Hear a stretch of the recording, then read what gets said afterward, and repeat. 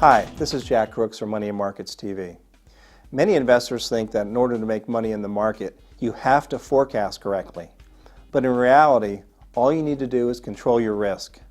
By the same token, failing to control your risk leads to heavy losses.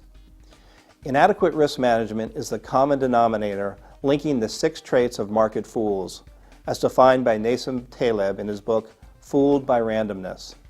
Today, I'm going to help you recognize those traits so you can learn to avoid them. The first trait of the market fools is that they overestimate the accuracy of some economic or statistical measure. For example, many people believe that if the current account deficit in the U.S. is rising, the U.S. dollar must fall. In reality, this is far from the case. If money pours into the United States from international investors, for whatever reason, the dollar will rise regardless of what the current account deficit does. To avoid this common mistake, don't be dogmatic when it comes to market indicators.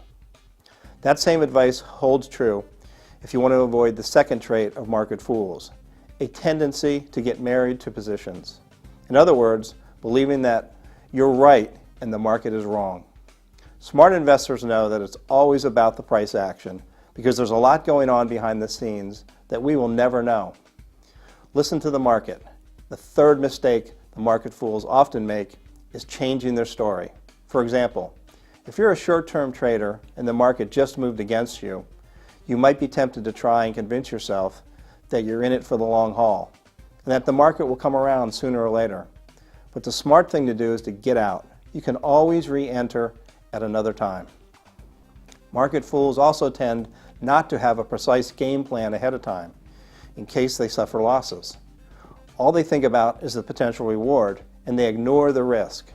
To avoid this mistake, always consider your risk beforehand because if you wait until you're already taken a position, you tend to lose your objectivity.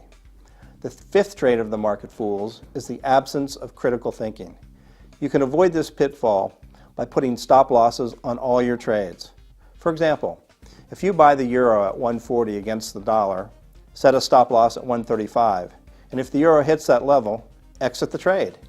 If the market moves against you, it may swing back, but it may also be the start of a major decline that can significantly damage your capital or even wipe you out completely, especially if you're trading in the high leverage markets.